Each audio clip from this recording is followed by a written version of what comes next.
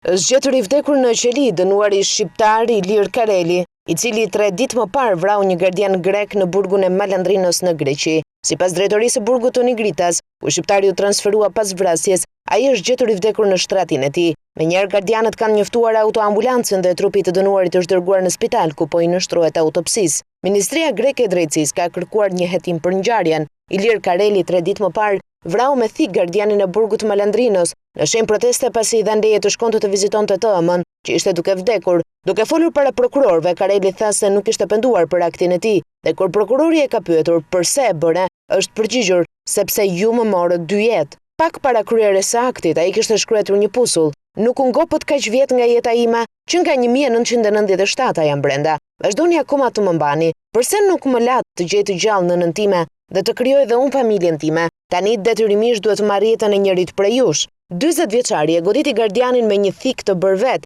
duke i prerë aortën karotide. Jorgos Sironis, babai 2 fëmijëve, ndorroi jetë pak më vonë rrugës për në spital. Kareli kishte bërë kërkesë për uljen e dënimit, por kërkesa e tij ishte refuzuar në 10 shkurt 2014. Ilir Kareli ishte burgosur fillimisht më 21 tetor 1997, i akuzuar për grabitje dhe ishte dënuar me 16 vjet e 5 muaj heqje lirie. Por në 27 maj 2006, pasi kishte vuajtur 3 të pestat e dënimit, ishte liruar. Në 4 mars 2007, ishte çuar sërish në paraburgim, i akuzuar për tentativë vrasje me paramendim dhe për grabitje. Fillimisht u dënua me 21 vjet e 6 muaj, por në shkallë të dytë dënimi ia uli në 12 vjet e 9 muaj, por ndaj Karelit ishte shqiptuar edhe një dënim shtesë prej 8 vjetësh për trafik droge.